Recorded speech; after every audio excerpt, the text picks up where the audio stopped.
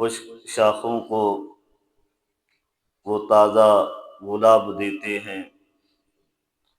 خشک شاخوں کو وہ تازہ گلاب دیتے ہیں، عہد پیری کو وہ پھر سے شباب دیتے ہیں۔ پڑھ لے درود غفلت نہ کر، خدا کی قسم تیرے سلام کا وہ اب بھی جواب دیتے ہیں۔ عمل سے زندگی بنتی ہے جنت بھی جہنم بھی، عمل سے زندگی بنتی ہے جنت بھی جہنم بھی، نہ خاکی اپنی فطرت میں نہ نوری ہے نہ ناری۔ حمد و صلات کے بعد میرے سب واجب الاحترام، آج کا موضوع ہے کہ نماز کے بعد ذکر کرنا کیسا ہے۔ ہم جب سلام پھیرتے ہیں تو ذکر و اذکار کرتے ہیں، کلمہ طیبہ کا بلند آواز سے ورد کرتے ہیں، تو ایسا کرنا کیا قرآن اور حدیث میں بھی ہے یا ہم ویسے ہی لگے ہوئے ہوتے ہیں؟ تو ہم اہل سنت و جماعت بریلویوں کا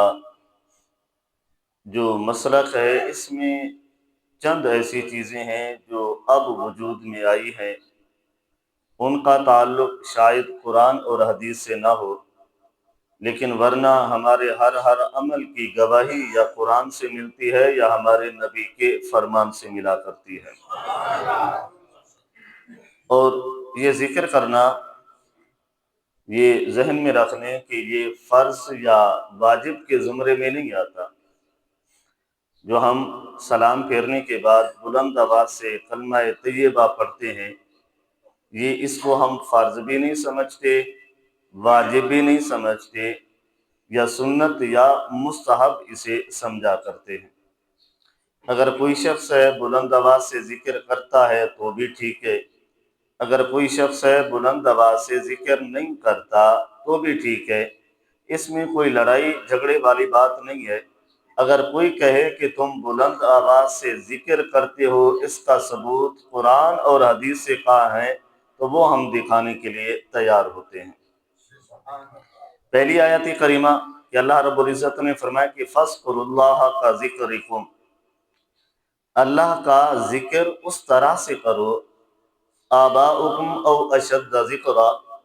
کہ جس طرح تم اپنے والدین کا ذکر کرتے ہو، بلکہ اللہ کا ذکر اس سے بھی زیادہ سخت انداز سے کیا کرو۔ اب اس آیت کریمہ کو دیکھا گیا، یہ کب نازل ہوئی، اس کا انداز نزول کیسا تھا؟ تو روایتوں میں ملتا ہے کہ جب کچھ قبیلے والے حج کرنے جاتے تو حج کے احکامات مکمل کرنے کے بعد کسی جگہ پر بیٹھ جاتے تو ہر شخص اپنے آباء و اجداد کا ذکر کیا کرتا تھا۔ تو میرا والد اس طرح تھا، یا میرا دادا اتنا بہادر تھا، وہ بلند آواز سے وہ ذکر اپنے والدین کا ذکر کر رہے ہوتے تھے۔ تو اللہ نے فرمایا کہ جس طرح تم اپنے والدین کا ذکر کرتے ہو، اس سے بھی بلند آواز سے، اس سے بھی سخت آواز سے اپنے رب کا ذکر کیا کرو۔ تو اگر ہم فی زمانہ دیکھا جائے تو ہم میں سے ہر شخص الیکشن کے دنوں میں جس کو ووٹ ڈالنا ہوتا ہے یا جس پارٹی سے تعلق رکھتا ہے، اس کے کتنے فیوز و برکات ہم بیان کر رہے ہوتے ہیں کہ فلاں ممبر جو ہے اتنا اعلیٰ ہے، اتنا رفع ہے، اس نے فلاں فلاں کام کیے ہیں۔ تو اگر الیکشن میں اٹھنے والے ممبر کا ذکر کرنا جائز ہے تو خدا کا ذکر بدرجہ اولا جائز ہوا کرتا ہے۔ دوسری آیت کریمہ میں اللہ رب العزت نے فرمایا کہ وَمَنْ أَظْلَمُ مِمَّنْ مَنَعَ مَسَاجِدَ اللَّهِ أَنْ يُذْكَرَ فِيهَا اسْمُهُ، اس شخص سے بڑا ظالم کون ہے جو اللہ کی مساجد سے، اللہ کے ذکر کرنے سے منع کرتا ہے، خدا کے گھروں کو، وہاں پر ان یذکر فیہا اسمہ وسعی فی خرابہا۔ تو اللہ رب العزت نے یہاں پر واضح انداز سے فرمایا کہ اس شخص سے بڑا ظالم کون ہے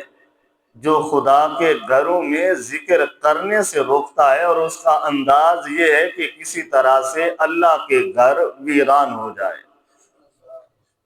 تو ذکر کرنے سے روکنا یہ ایمان والوں کا ترائے امتیاز نہیں ہوا کرتا، ان کا یہ انداز نہیں ہوا کرتا، بلکہ مومن تو وہ ہوتا ہے کہ انما المؤمنون الذین اذا ذکر اللہ وجلت قلوبہم، کہ بے شک ایمان والے وہ ہیں جب اللہ کا ذکر کرتے ہیں تو ان کے دل جو ہے واجلت، پھٹ جاتے ہیں اللہ کا ذکر کرتے ہوئے۔ تو ہم جب نماز پڑھتے ہیں، نماز پڑھنے کے بعد ذکر کرتے ہیں، تو یہ ذکر کرنا قرآن کی ان آیتوں سے بھی ثابت ہے کہ ذکر کرنا چاہیے۔ ہم دنیا کے کتنے مشاغل میں گم ہو گئے ہیں، آج ہمارے پاس کوئی لمحہ نہیں ہے، کوئی وقت نہیں ہے، کوئی انداز نہیں ہے کہ ہم کوئی وقت نکال کر اللہ کا ذکر کر سکیں۔ تو جب ہم نماز پڑھنے آتے ہیں تو نماز کے ساتھ ہم یہ اللہ کی آیتوں پر بھی عمل کرتے ہوئے اپنے رب کا بلند آواز سے ذکر کیا کرتے ہیں۔ اب اس انداز کو کہ بعض لوگ یہ اعتراض کریں کہ یہاں یہ بتاؤ ہمیں کہ نماز کے بعد کا ذکر کرنا کہاں سے ثابت ہے؟ تو یہاں پر احادیث مبارکہ ہے، مسلم شریف میں یہ احادیث موجود ہے۔ حضرت عبداللہ بن زبیر رضی اللہ تعالی عنہ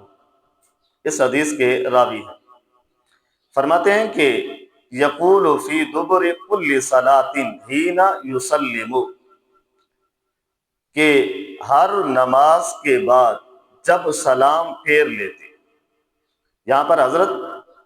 عبداللہ بن زبیر رضی اللہ تعالی عنہ روایت کر رہے ہیں کہ کل صلاۃ حین یسلم، کہ جب ہم نماز پڑھتے ہوئے نماز مکمل کرتے، سلام پھیر لیتے،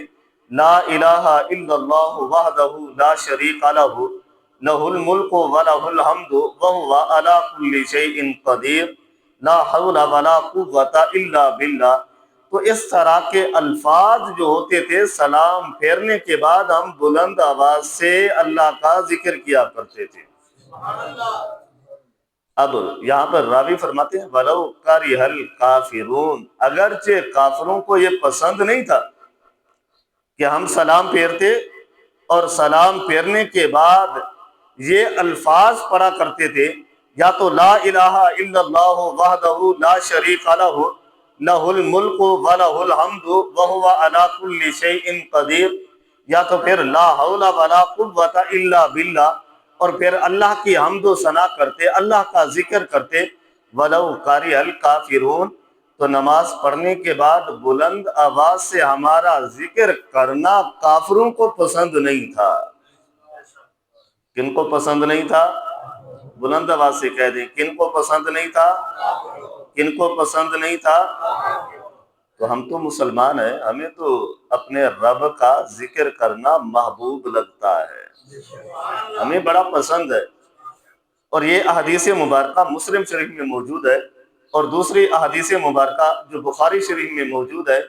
اور یہاں پر حضرت عبداللہ بن عباس رضی اللہ تعالی عنہ اس حدیث کے راوی ہیں، اور حضرت عبداللہ بن عباس رضی اللہ تعالی عنہ کا اس وقت بچپنا تھا، ابھی نماز اس پر فرض نہیں ہوئی تھی۔ وہ فرماتے ہیں کہ جب میں گھر ہوتا تھا تو حضور صلی اللہ علیہ وسلم اور اصحاب نماز پڑھنے کے بعد جب وہ سلام پھیرتے تھے، میں گھر موجود ہوتا تھا تو گھر میں مجھے علم ہو جاتا تھا اب میرے محبوب نے نماز میں سلام بھی پھیر دیا ہے۔ ان سے سوال ہوا کہ کیسے پتہ چلتا تھا؟ آپ کا گھر تو مسجد نبوی سے دور تھا، نظر تو آتا نہیں تھا کہ آپ دیکھ کر بتا سکتے۔ تو فرماتے قال كنت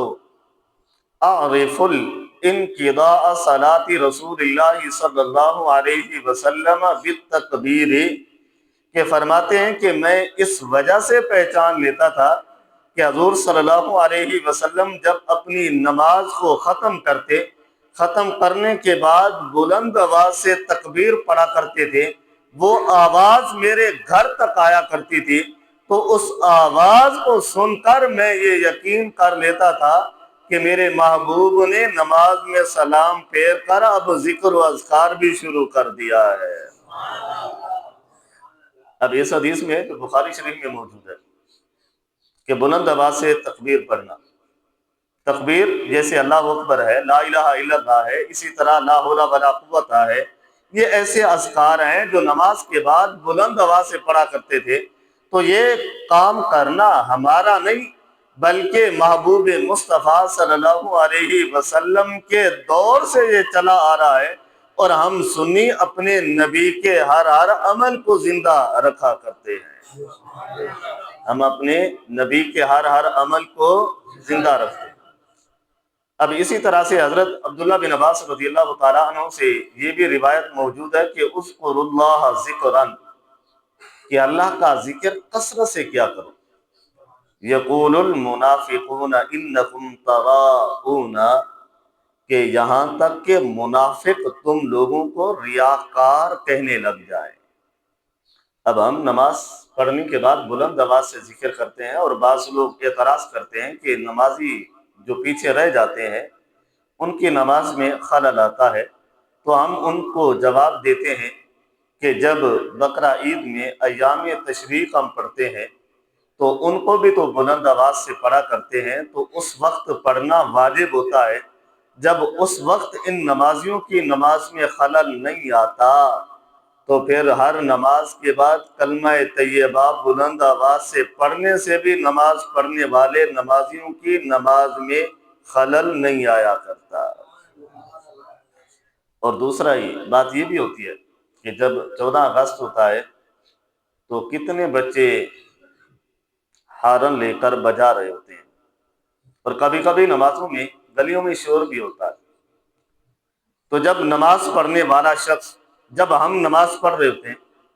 جب ان کے شور سے ہماری نماز ختم نہیں ہوتی، ہم اپنی نماز میں نہیں بولا کرتے، تو پھر ذکر کرنے سے جن کی نمازیں، جن کی رکعات رہ جاتی ہیں، تو وہ بھی اپنی رکعتوں میں کبھی بھولا نہیں کرتے۔ تو یہ ایک عمل مستحب ہے، اس کو ہم فرض بھی نہیں سمجھتے، واجب بھی نہیں سمجھتے۔ ہاں اتنا ہے کہ اگر دیکھیں کوئی پیچھے نماز پڑھنے والے کی رکعتیں رہتی ہیں تو ذکر کرنا چاہیے، لیکن تھوڑا سا آواز کو کم کر دینا چاہیے، اتنی بلند آواز سے نہیں کرنا چاہیے تاکہ ان کی نمازوں میں اتنا خلل نہ آئے۔ لیکن خلل آنے کی کوئی وجہ نظر نہیں آتی، کیونکہ جو بندہ نماز پڑھ رہا ہوتا ہے وہ اپنی نماز میں مو ہوتا ہے، اپنے الفاظوں کو دہرا رہا ہوتا ہے، اس کو کیا خبر کہ ادھر ادھر کیا ہو رہا ہے۔ تو ہم کلمہ کوئی گھنٹوں تو نہیں پڑھتے، صرف 3 مرتبہ ہی تو ذکر کرتے ہیں، تو 3 مرتبہ ذکر کرنے سے کوئی نماز پڑھنے والا کبھی نماز میں بھول ہی نہیں سکتا،